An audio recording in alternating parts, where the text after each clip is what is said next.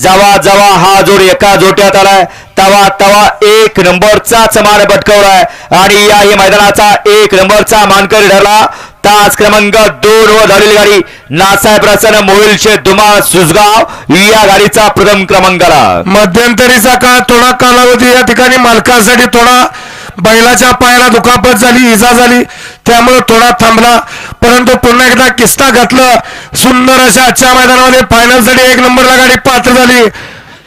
अजय जगताप कारुंडे, हाटीलावर ताम गडाने, अमर जाधव, अमरसेठ जगताप आणि अमर जाधव सोलगाव यांचा या ठिकाणी व्हाईट गोल्ड चिक्या पळाला आणि त्या जोडीला राजसाहेब प्रसन्न, मोहित सेठ दुमा सुसगाव, संतोष सेठ साळुंके आणि साई स्वामी सचिन सेठ घरात वरचेवळे यांचा या ठिकाणी द्वादशम केसरी बक्याडवान पळाला।